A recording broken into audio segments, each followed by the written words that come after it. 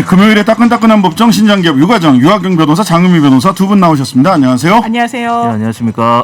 얼굴이 더 검어지신 것 같습니다. 유하경 변호사님. 예, 많이 탔습니다. 예, 어제 우리 둘을 남겨두고 지난주에 참 휴가 예. 잘 다녀오셨죠? 예, 라디오 방송하시는 건 잘 들었는데 예, 저는 휴가 덕분에 잘 다녀왔습니다. 거기서 뭘 그걸 듣고 계세요. 놀아야지. 자, 웃으면서 시작을 했지만 참 답답하고 이게 국민의 일반적 법감정이나 상식과 너무 다른 또 심지어는 사실관계와도 법이 가리키고 있는 결과가 다른 김학의 전 법무부 차관 무죄. 네. 별장 성접대 사건 9년 만에 최종적으로 면소, 무죄 이렇게 해서 이제 다 끝났습니다. 그냥. 그렇습니다. 예. 우선 좀 꽤 오래된 얘기니까 간단하게 네. 이게 어떤 혐의였는지 좀 정리 좀 해 주시죠. 사실 2013년도로 거슬러 올라갑니다. 이게 사실상 법적으로는 더 이상 다툴 수 있는 여지는 남아있지 않은 겁니다. 대법원에서 최종 확정이 됐다라고 보시면 되는데 9년 5개월 만에 사실상 빈손으로 끝난 겁니다. 면소 판결이란 건 저희가 재판하면서 거의 받아보는 부분이 없을 겁니다. 왜냐하면 시효가 지나서 그러니까 기소할 수 있는 시점을 놓쳐서 기소를 했다라는 이유로 법원이 판단의 대상으로조차 삼지 못한다는 건데 검찰이 2013년도에 있었던 사건과 관련해서 무혐의를 주고 이 수사에 대해서 제대로 하지 못했다는 게 중론입니다. 결과는 무죄 내지 면소로 김학의 씨 같은 경우에는 이제 면죄부를 법적으로는 받은 건데요. 크게 혐의는 두 가지입니다. 이른바 이 원주별장을 소유하고 있던 윤중천 사업가로부터 성접대를 받았다. 이게 한 1억 3천 정도로 금액이 특정이 됐고요. 네. 또 사업가 최모 씨로부터 이러저러한 명목으로 금품을 받았다. 뇌물이라고 수사를 받고 재판에 넘겨진 건데 이게 총 3차례의 수사가 벌어진 겁니다. 막판에는 대통령께서 이건 사활을 걸고 이 진상규명을 해야 된다라고 문재인 전 대통령이 이야기를 했던 부분이 있고 이 뒤늦게 이 기소에 이르렀지만 결과적으로는 면죄부만 받고 말았습니다. 그러니까 세 차례나 수사가 있었고 예, 면소 판결 받아본 적 있으세요? 면소 판결이라 그 정도로 성실하지 않은 검사를 아직 만나보지 못해서. 네. 왜 지금 성실하지 않냐고 얘기를 하면 면소 판결이라는 게 공소시효가 지나서 처벌할 수 없다. 그렇죠. 지금 성접대 같은 경우 처벌할 수 없다 이렇게 된 거죠. 이 성접대 사실은 충분히 좀 인정되는 정황들이 많이 드러났음에도 불구하고 재판상 증거로도 많이 나왔지만 재판부가 손을 댈 수 없는 영역인 겁니다. 왜? 시효를 넘겨서 기소했기 때문에. 왜 또 그랬냐면 다 아시다시피 그 동영상이 나왔을 때 저분은 김학의 님이 아니십니다. 이렇게 됐던 거죠. 신원 불상이라고 결론을 내렸었습니다. 예. 그래서 오늘 다뤄야 되는 주제가 김학의 사건인데 김학의 사건 공소 사실을 크게 세 가지로 나눠보는 네네. 게 편하거든요. 네. 하나는 직접 뇌물을 수수한 죄. 또 돈 받은 하나는 거. 네. 또 하나는 제3자에게 뇌물을 주도록 한 죄. 그리고 나머지 하나가 성접대 등으로 네. 뇌물 받은 그런 사건 죄입니다. 그래서 지금 말씀이 나왔으니까 이 부분부터 제가 먼저 말씀을 좀 드리면 성접대 부분인데요. 네. 면소 판결. 그러니까 공소시효 지나가지고 도저히 처벌하기가 불가능해져서 판사가 이거는 내가 심리 안 하겠다. 퇴장 이렇게 시킨 겁니다. 그러니까 공소시효는 누가 가장 유념하고 지켜야 될까요? 수사기관 검사입니다. 네. 그러니까 공소할 수 있는 기간이 지나버리면 아무리 유력한 증거가 나오고 내가 죄인이요 자백을 해도 못 가두는 겁니다. 이게 가장 제일 가슴 아프고 피해자 입장에서 생각해보면 검찰에 화가 나는데요. 김 전 차관이 그러니까 2006년부터 2008년까지 3천만 원 상당의 그러니까 돈으로 환산하면 금품 플러스 성접대를 받았다는 뇌물수수 혐의 부분입니다. 이게 공소시효 만료가 됐어요. 네. 공소시효 설명드리면 1억 원 미만 뇌물수수는 공소시효가 10년짜리입니다. 10년. 그러니까 법원은 김 전 차관 공소시효가 이 부분 성접대 관련한 공소시효가 2018년 10월까지라고 판단했어요. 왜냐? 2008년 10월까지 성접대를 마지막으로 받았거든요. 네. 포괄일제라 그래가지고 전체적으로 성접대를 받은 이 포괄적인 뇌물수수죄는 2018년 10월까지가 공소시효 만료일이다. 근데 검사가 기소를 언제 했죠? 2019년 6월 4일에 했어요. 이거는 말이 안 변명할 돼요. 이거는 완전 사고입니다. 대형 참사. 그러니까 성접대 행위를 처벌할 수 있는 1억 원 미만 공소시효가 8개월이나 지난 겁니다. 그러니까 김학의 사건 피해자들이 어떻게 했어요? 2013년부터 주장을 했어요. 울면서 방송에 나오고 맞아요. 했잖아요. 김학의 전 차관하고 김학의 씨하고 건설업자 윤중천 씨 기억나실 겁니다. 합동강간, 입에 담기 어려울 정도의 변태적인 합동강간 행위에 대해서 일관되고 구체적으로 진술을 해왔습니다. 그런데 검찰은 어떻게 했어요? 그 진술을 다 무시했어요. 결과적으로 그렇잖아요. 무시 안 했다 뭐 이렇게 주장할 수도 있는데 범죄 혐의가 안 된다. 이게 말이 안 되면 기소 안 했잖아요. 지금까지. 경찰은 2013년 3월에 최초로 해당 언론 보도 나오고 수사를 바로 착수했어요. 경찰이. 그렇죠. 4달 뒤인 2013년 7월에 검찰에다가 기소 의견으로 죄가 됩니다 의견으로 경찰이 검사한테 사건을 올립니다. 그런데 검찰이 계속 무혐의 처분을 했었어요. 근데 뭐 이 부분에서 경찰도 문제긴 한 게 당시에는 성접대를 뇌물 혐의로 보지 않고 단순히 성범죄 혐의로만 봤기 때문에 검사가 좀 협소하게 수사를 할 수 있는 여지를 준 것도 있지 않겠느냐. 이게 경찰의 무지인지 불성실인지는 잘 모르겠습니다. 어쨌든 이런 종합적인 수사기관의 굉장히 방만하고 무책임한 수사 때문에 이 성접대 관련 이 혐의는 1심, 2심, 3심 뭐 대법원 할 것 없이 이거는 뭐 대법원 판사 할아버지가 오고 조상이 와도 이 면소 판결은 이게 어떻게 할 수가 없어. 구제가 안 됩니다. 네. 검찰이 시효를 넘겨서 기소를 했기 때문에 예. 판사 아니라 진짜 판사 할아버지가 와도 우리 예. 법조에서는 어쩔 수가 없는 거예요. 다만 1심, 2심 판결을 하면서 성접대 사실 자체는 네. 판결문에다가도 받은 사실은 있다. 근데 면소다. 어쩔 수 없다. 1심에서는 심지어 김학의 차관이 맞다라고도 이야기를 했어요. 예, 그 동영상 신원빌상의 동영상 검찰에서는 도저히 저분이 누군지 모르겠다라고 네. 끝까지 본인도 아니라고 지금까지 주장하고 있죠. 그렇습니다. 가르마 얘기를 하기도 했었죠. 예, 과르마가 왼쪽이냐 오른쪽이냐 이런 얘기를 예. 근데 했죠. 수사기관은 누구도 책임지지 않고 누구도 벌받지 않습니다. 예. 이런 가운데 우리 또 한동훈 장관은 그럼 수사를 하지 말란 말입니까? 이렇게 얘기를 했더라고. 검찰만 수사하는 곳 같아요. 이분 머릿속에는. 조금 이따가 얘기할 저는 바로 넘어간 줄 알았어요. 아닙니다. 얘기할 게 많죠. 얘기할 게 조금 더 있습니다. 예. 그 뇌물 부분이 네. 아까 최 씨 뇌물 성접대 부분은 지금 싹 정리를 해주셨고요. 맞습니다.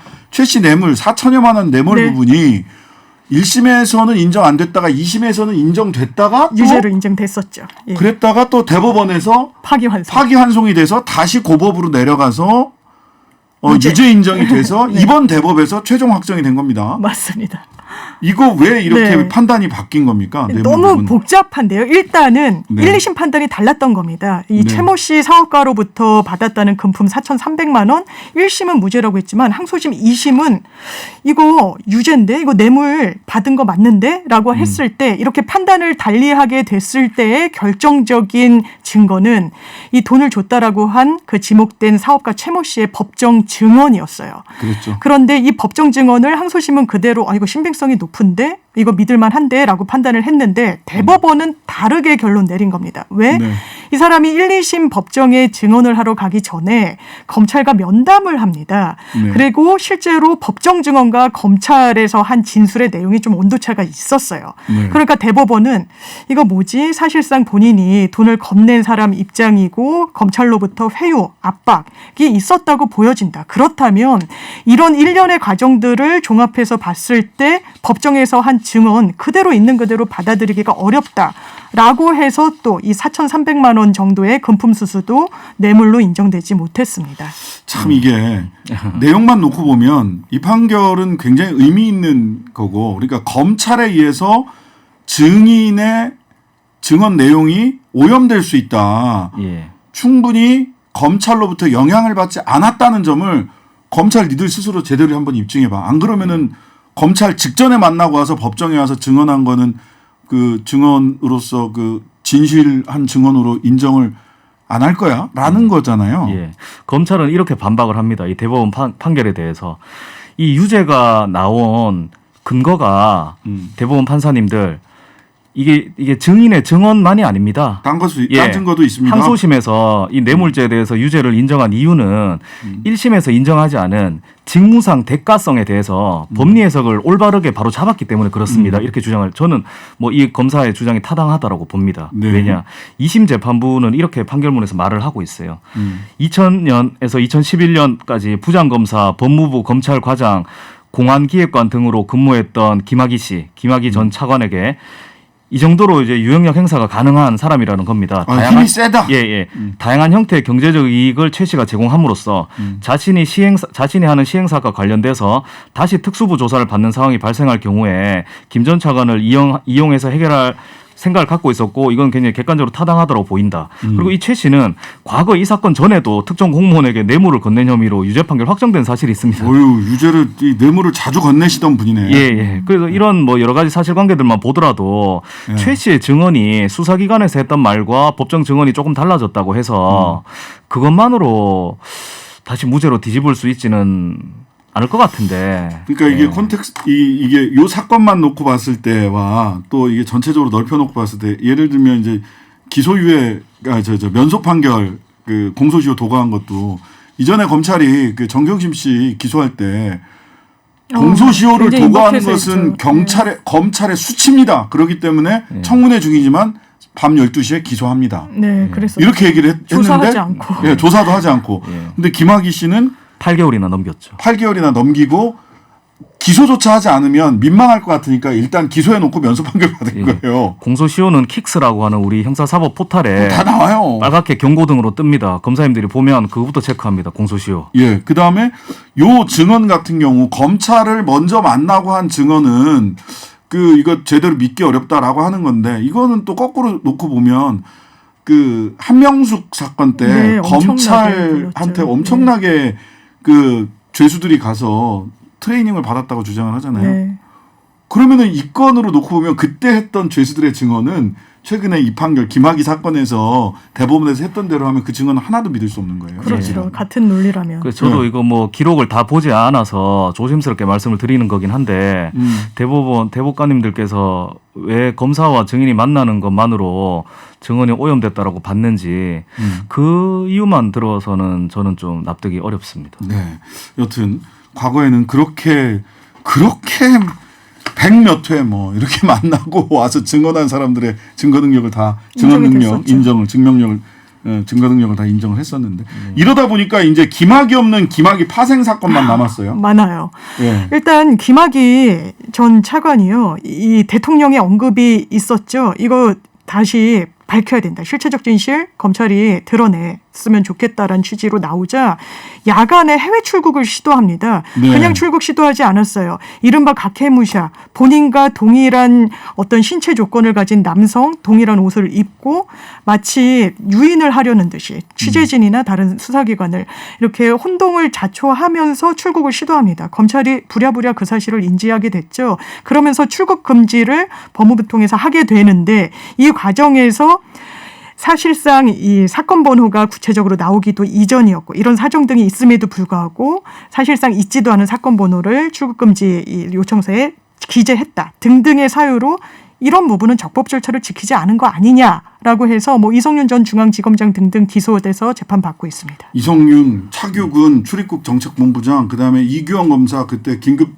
출금 금지 내렸던 내렸던 이규영 검사죠. 검사. 이규영 검사는 얼마 전에 결국 옷을 벗었어요. 예. 아. 검찰에서 나왔어요. 그렇군요. 예, 이게 예. 2019년 3월에 태국으로 출국 시도하다가 막혔는데 그 대검 과거사 진상조사단 소속 이규영 검사가 가짜 사건본으로 출국 금지 조치한 그 의혹인데 직권 남용죄거든요. 네. 여기에는 지금 그 이성윤 서울고검장도 당시 서울중앙지검장도 직권 남용 등의 혐의로 기소가 돼 있어요. 이게 수사를 네. 방해했다 뭐 이런 게 있고 이규용 검사, 이광철 전 청와대 민정비서관, 차규근 전 법무부 본부장 등등이 지금 연루가 되어 있습니다. 뭐 재판 과정을 저도 이렇게 좀 지켜보고 있는데요. 말하자면 그 긴급하게 출국을 하려고 할 때 사건 번호가 아직 안 나와 있지만 먼저 출국 금지 조치를 해놓고 실제 새로 나온 사건 번호를 추후에 기재하는 것이 굉장히 다수의 사례가 있고 현장에서는 그렇게 안 하면 막을 수가 없다라고 그러니까요. 얘기하더라고요. 저도 검찰 출신 분한테 여쭤봤어요. 네, 이거 왜 이럴 때 이랬냐? 어떡하냐 나도 이해가 안 했더니 가서.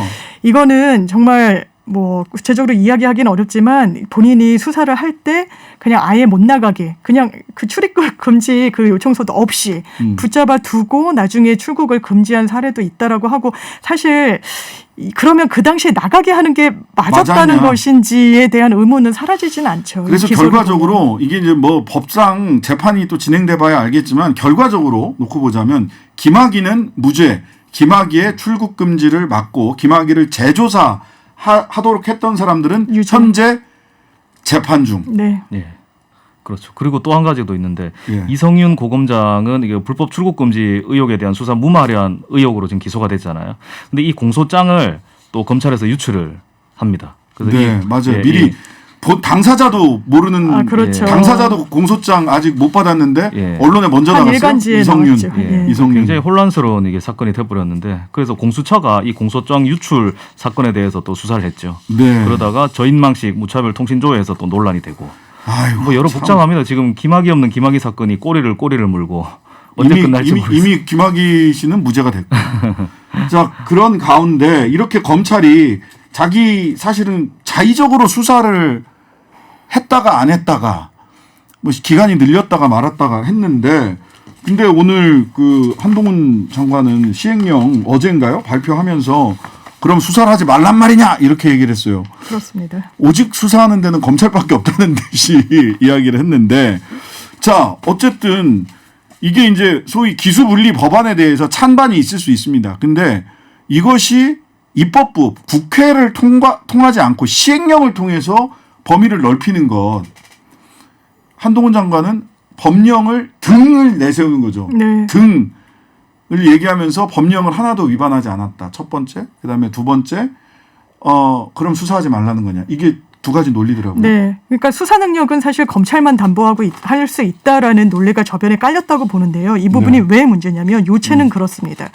일단 검경 수사권 조정 관련 법안이 시행이 되면 검찰이 직접 수사할 수 있는 건 부패와 경제 등입니다. 그리고 이거는 물론 뭐 날치기다 어떻다라고 논란은 됐지만 어쨌든 국회는 통과를 한 법안입니다. 법률이에요. 그런데 한동훈 한동훈 법무부 장관이 추진하는 이 개정 규정을 보게 되면 부패 범죄에 뭘 넣냐면요. 공직자 범죄인 직권남용, 선거범죄 기부행위 이걸 부패범죄의 분류로 재분류를 합니다. 뭐 여기까지는 그래 부패범죄의 범위를 넓혔나라고 생각할 수 있는데 그러면 검찰이 직접 수사할 수 있는 경제범죄에 뭐를 또 넣겠다고 했냐. 마약 유통 그리고 서민갈치 폭력 조직 범죄를 경제범죄 안에 포섭시키겠다고 했습니다. 마약 유통이 어떤 문헌상 경제범죄라고 볼 수 있을 것인가? 이 말인 즉슨 사실상 검찰이 직접 수사할 수 있는 범위를 사실상 무한대로 늘리겠다. 이것은 상위 법령에 굉장히 위반되는 걸로 보이고 이 부분이 위헌적이지 않다, 타당하다라고 이야기하는 건 최소한 법리에 맞지는 않다고 판단됩니다. 어떻게 보세요? 예, 뭐 내용이야 언론에 많이 나왔기 때문에 다들 아실 텐데 그러니까 이제 이전에 기존 그 검찰이 직접 수사할 수 있었던 6대 중요 범죄가 저는 이렇게 외우거든요. 경부선 방공대. 예, 그렇게 하죠. 예, 경제, 부패, 선거, 방위사업, 공직자, 대형 참사 등 대통령령을 정하는 범죄 이건데 지금은 경부 이렇게 두 가지로 줄어 있어요. 예, 경제, 경부. 부패. 그런데 경제, 부패 이 두 항목에다가 나머지 것들을 다 막 밑에 하위 항목으로 하위 폴더로 막 집어넣는 겁니다. 동급의 폴더 또는 상급의 폴더를 밑에 하위 폴더로 막 집어넣어서 지금 문제가 되는 거죠. 네. 예, 그런데 이게 저는 이제 대단히 문제라고 봅니다. 이 정부가 이러다가는 되게 유지가 좀 어려울 정도로 위태로워질 것 같은데 왜냐하면 왜요? 법치주의를 지금 무너뜨리고 있는 시도들이 보이기 때문에 그렇습니다. 그 이전에도 우리 방송에서도 했지만은 법무부 산하 인사정보관리단 그렇죠. 그리고 경찰국. 예, 경찰국도 행안부 소속의 경찰국도 그렇죠. 정부조직법도 무시하고 헌법도 무시하는 겁니다. 네. 법무부에 포괄적 인사검증 권한 없는데도 이렇게 하고 행정부에 경찰 업무인 치안 업무 없는데도 경찰국 만들고 그런데 저는 이제 뭐 이 검경 이제 수사조정 등 이제 검찰청 법에 대해서 민주당이 졸속으로 강행 처리한 부분도 있다고 봅니다. 검수완박법 또는 검경 수사권 조정에 대해 저는 대단히 비판적인 입장이고 저 같은 입장을 가진 변호사들도 이제 필드에는 대단히 많이 있습니다. 뭐 절차적으로도 공청회도 안 하고 의견 정치도 안 하고 국회 소위 토론도 없고 심지어 막판에는 의원 꼬주기 등 아주 비민주적이고 위헌적이었다고 봅니다. 그 내용도 보면 고발 사건 이의 신청권 박탈하고 검찰의 전문적인 수사 지휘 능력을 완전히 박탈시켜버리고 네. 경찰에게 수사 종결권을 줌으로써 사실상의 기소권을 경찰에게 부여한 문제 등 해결해야 될 문제들이 대단히 많습니다. 국가 형사 사법 체계가 정말 크게 무너져 있다고 생각하는 변호사들이 저 포함해서 되게 많이 있어요. 근데 그럼에도 불구하고 그러나 시행령을 통해서 이렇게 입법을 무력화하면 안 되죠. 목적을 위해서 수단을 다 허용하면은 뭐 예를 들어가지고 축구 경기에서 손 들고 막 공을 뛰는 사람이 나오는 겁니다. 그러면 이게 지금 윤석열 대통령 한동훈 장관이 하고 있는 거거든요. 그럼 아무리 우리가 편을 들고 싶어도 우리 편에 뭐 만약 한일전을 한다. 근데 손흥민 선수가 손으로 공 들고 막 자꾸 뛴다 이러면 비판해야 되는 거거든요. 왜냐하면 축구 경기 자체가 이 세상에서 사라지기 때문에 그래요. 예. 그래서 아무리 정책적인 목적이 위대해도 국회 입법권이나 법치주의, 대의제 민주주의보다 위대할 수는 없다. 근데 지금 바야흐로 윤석열 대통령과 한동훈 법무부 장관에 의해서 시행령, 시행규칙 독재 국가가 되고 있는 게 아닌가라는 우려가 들고 있습니다. 저는 한동훈 장관이 형법 강론 교과서 목차를 다시 쓰려고 하나? 원래 형법 강론에 보호 법익에 따라서 개인, 네. 그다음에 사회, 국가 이렇게 해가지고 큰 카테고리로 체계를 범죄 분류를 그렇게 해놨잖아요. 그렇습니다. 근데 이거를 마약을 사회 관련된 거로 경제로 확 가져가고 부패로 가져가고 공직과 관련된 공무원 범죄를 부패 범죄로 가져가 버리고 이건 돈이 왔다 갔다 해야 되는 거잖아요. 맞습니다. 뇌물 같은 게 대표적인 부패 범죄란 말이에요. 분류돼 있죠, 원래는. 아니 그리고 마약 거래하는 게 경제 범죄다라고 하면 도둑질을 하는 것도 다 경제 범죄고 모든 범죄가 다 경제 범죄죠. 자본주의에서 다 돈이 연관되지 않은 게 뭐가 있습니까? 그렇죠. 이게 지금 법 체계를 완전히 무너뜨리고 있는 것이고. 그러니까 변호사들이 보기에는 형법 강론 목차를 다시 쓰려나 보다 이런 생각이 드는 거예요. 저는 한동훈 장관 인터뷰하는 것을 보면서 되게 위험하다라는 생각을 한 게 뭐냐 하면 지금 헌법재판소 권한쟁의 심판까지도 청구를 해놓은 상태지 않습니까? 맞습니다. 그렇죠. 그런데 이렇게 이야기합니다. 이 결정이 나오기 전까지 국민들이 고통을 받기 때문에 이 결정 나오기 전에 난 시행령을 먼저 고쳐서 국민들을 구제하겠다. 이것은 굉장히 독단적이고 오만한 생각입니다. 헌법재판소도 무시한다. 예, 이거는 헌법재판소도 무시하는 것이고 아니 이렇게 또 이야기합니다. 아니 지금 야당이 다수여서 입법이 안 되는데 어떡하냐 이렇게라도 해야지. 그게 민주주의예요. 안 되면 안 되는 못하는 게 민주주의입니다. 손으로 공을 들고 뛰지 않으면 우리가 이길 수 없는데 어떡하냐. 지게끔 되어 있는 게 이게 축구 경기입니다. 그러니까 좀 답답하더라도 국회 입법을 통해야지. 그러니까 이게 바로 대의제 민주주의잖아요. 우리는 이런 식으로 전 세계가 천천히 민주주의를 해온 건데 너무 조급합니다. 그러니까 이렇게 얘기를 해요. 서민을 괴롭히는 깡패, 마약, 보이스피싱 수사 등을 도대체 왜 하지 말아야 하느냐. 하라는 거예요. 예. 지금 경찰이 다 하고 있어요. 저는 깡패보다 지금 한동훈 장관이 조금 더 무섭다고 저는 봅니다. 그리고 이런 것도 있습니다. 이거 6대 범죄 이전에 그 6대 뭐 경부선, 부경방대 저는 뭐 이렇게 그 머릿속에 두 문자로 외웠었는데 그거를 경찰이랑 검찰이 협의를 해서 합의해서 분류한 거예요. 합의해서 분류한 거예요. 맞습니다. 근데 이런 겁니다. 그리고 2년 전 검경수사권 조정 때 당시 검찰과 경찰과 협의를 거쳐 범죄 유형 분류했고 이후 국회 논의도 그걸 전제로 했는데 범죄 형태가 갑자기 달라진 것도 아닌데 정권이 교체됐다고 범죄 분류 기준이 바뀌어야 되냐. 이건 제가 한 얘기가 아니고요. 동아일보 사설입니다. 동아일보 사설이 정확하게 지적하고 있는 거예요. 동아일보 사설이에요. 근데 이번에 경찰이랑 협의했냐 그랬더니 경찰이랑 협의할 필요를 못 느낀다. 협의 대상이 아니다 이렇게 얘기를 해요. 이게 이제 독재로 가는 양상이라고 볼 수 있습니다. 독재라고 제가 이야기하진 않았습니다. 네. 그 길로 가는 양상이라고는 할 수 있습니다. 네. 이렇게 하면 안 되죠. 그러니까 저도 이 검찰청법에 대해서 동의하지 않는 부분 많고 변호사들 많다고 이야기했는데 이런 식으로 하는 것은 맞습니다. 이 국가 체계를 무너뜨리는 거여서 이거는 여야 할 것 없이 여야 지지자도 할 것 없이 다 비판을 해야 되는 부분입니다. 이거는. 네,